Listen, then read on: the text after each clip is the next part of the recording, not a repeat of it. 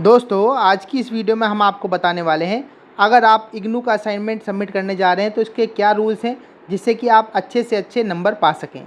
सबसे पहले तो आपको इन लिंक के ऊपर जाकर एक अपना असाइनमेंट को डाउनलोड कर लेना है और असाइनमेंट डाउनलोड हो जाने के बाद दोस्तों आपको वहाँ पर हैंड रिटन ही देना है। हैंड रिटन असाइनमेंट जब आपको बनाएंगे तो इसको बनाने में समय भी लगता है, तो इसलिए आप जब एडमिशन लेते हैं तभी से शुरू कर दीजिए इसके लिए तैयारी करना। दोस्तों हैंड रिटन असाइनमेंट जब भी आप बनाएंगे तो हैंड राइटिंग अच्छे राइटिंग का इस्तेमाल करें, गंदी हैंड राइटिंग ना लिखें, नहीं तो नंबर आपके कट हो सकते हैं। आप जानते ही हैं कि 30% जो मार्क्स होते हैं आपके ये असाइनमेंट से लिए जाते हैं जब भी आप कभी इग्नू में अपना असाइनमेंट सबमिट करते हैं, तो असाइनमेंट की काफ़ी अच्छी खासी यहाँ पर वेटेज है। दोस्तों पेपर का साइज़ क्या होना चाहिए? पेपर दोस्तों आपको आप दोनों साइड रूल्ड या फिर वन साइड रूल्ड ले सकते हैं, और चाहे दोनों साइड लिखना चाहें तो दोनों साइड लिख भी सकते हैं। और दोस्तों ख़ास बात और है, जब भी आप कभी पेन का इस्तेमाल करते हैं तो ब्लैक और ब्लू पेन इंक का इस्तेमाल करिए। रेड इंक का पेन का इस्तेमाल करना बिल्कुल ही मना है। रेड इंक पेन को आप इस्तेमाल नहीं करेंगे। जब आपका असाइनमेंट कंप्लीट हो जाता है तो असाइनमेंट को आप दोस्तों सभी को एक साथ किसी धागे से बांधिए। जैसे कि आपका पेपर रहता है तो उसमें दोनों जगह पर एक धागे से बांधकर आप सबमिट कर सकते हैं अपने पूरे असाइनमेंट को। आप किसी फाइल के अंदर लगाना चाहें, पेपर फाइल के अंदर, तो वैसे लगाकर भी आप सबमिट कर सकते हैं। दोस्तों आगे बढ़ते हैं। जब भी कभी आप असाइनमेंट को सबमिट करेंगे तो उससे पहले एक बार सेंटर जाकर ज़रूर विजिट कर लीजिए कि किस दिन असाइनमेंट हमारा सबमिट हो रहा है। कभी नो वर्किंग डे वाले दिन आप जाकर चले जाते हैं तो उस दिन बड़ी दिक्कत हो जाएगी। दोस्तों असाइनमेंट को हमेशा सबमिट करने से पहले लास्ट डेट ज़रूर चेक कर लीजिए। अगर आपका असाइनमेंट का लास्ट डेट निकल जाता है तो ये आपके लिए प्रॉब्लम की बात हो सकती है, वहाँ के टीचर इसको नहीं लेंगे। तो अभी जो करंट चल रहा है दोस्तों, आपका करंट जुलाई 24 ये सेशन के एडमिशन चल रहे हैं, तो इसके लिए आपका जो लास्ट डेट है वो लगभग 31 अक्टूबर है। तो 31 अक्टूबर से पहले आपको सभी असाइनमेंट को बना लेना है और सबमिट कर देना है। दोस्तों कभी भी अपने असाइनमेंट को ईमेल के थ्रू नहीं भेजना चाहिए। अगर आप ईमेल के थ्रू अपने असाइनमेंट को भेजेंगे तो वहाँ पर वो लोग सबमिट नहीं करेंगे, तो आपके लिए प्रॉब्लम क्रिएट हो सकती है।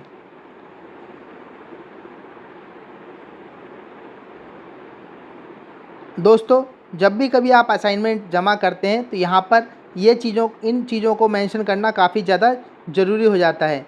इन चीज़ों का आपको खास ध्यान रखना है कि आप वहाँ पर enrolment number, name, address, contact number, question paper printed format में, प्रोग्राम का title, course code, assignment code और डेट ऑफ सबमिशन, सिग्नेचर, इन सभी चीज़ों को आप एक पेपर पर प्रिंट आउट निकाल लीजिए और उनके पेज पर लगा देना है।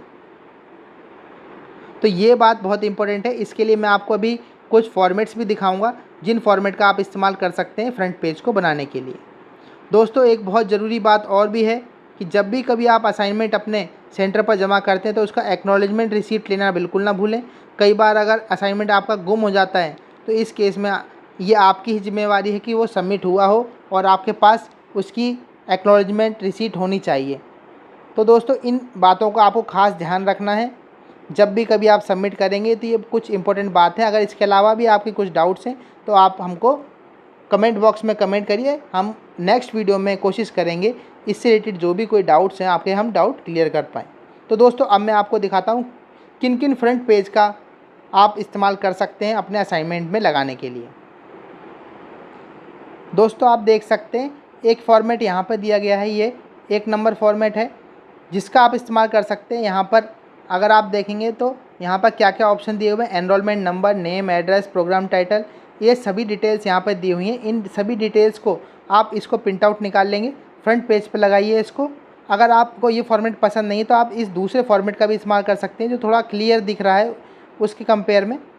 एक दूसरा फॉर्मेट ये भी है जिसमें आप हिंदी और इंग्लिश दोनों ही यहाँ पर प्रेजेंट है। तो इस फॉर्मेट का अगर आप इस्तेमाल करते हैं तो आपके हिंदी प्रोग्राम्स के लिए भी आप आसानी से इसको लगा सकते हैं अपने असाइनमेंट के लिए। तो ये काफ़ी सुंदर भी दिख रहा है। एक दूसरा फॉर्मेट और ये भी अवेलेबल है जो अधिकतर बच्चे इस्तेमाल करते हैं। यहाँ पर एंड टर्म एग्ज़ाम की डिटेल देनी है और जो डिटेल मैंने आपको बताई यहाँ पर ऑलरेडी अवेलेबल है, यहाँ पर आपको फिल करनी है। और जब भी दोस्तों आप कभी भी यहाँ पर फिल करते हैं तो एक ख़ास बात का ध्यान रखिए कि फिल करने से पहले आपको सभी कैपिटल लेटर्स में ही फिल करना है, स्मॉल लेटर का यूज़ ना करें। जिस तरीके से मान लीजिए यहाँ अगर हमको भरना है तो हम यहाँ पर कैपिटल लेटर्स का ही यूज़ करेंगे, कैपिटल लेटर्स ही यूज़ करना है।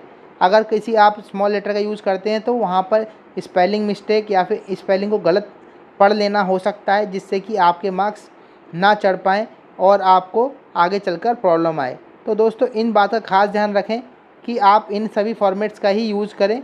इन सभी फॉर्मेट्स को अगर आप डाउनलोड करना चाहते हैं तो प्लीज़ कमेंट बॉक्स में कमेंट करिए, हम आपको लिंक प्रोवाइड कर देंगे। तो दोस्तों इस वीडियो को देखने के लिए आपका बहुत बहुत धन्यवाद। ऐसे ही बने रहिए हमारे साथ। इग्नू से रिलेटेड जो भी कोई आपके डाउट्स हों तो प्लीज़ कमेंट बॉक्स में कमेंट करिए, हम आपके लिए उसके सॉल्यूशन लाते रहेंगे।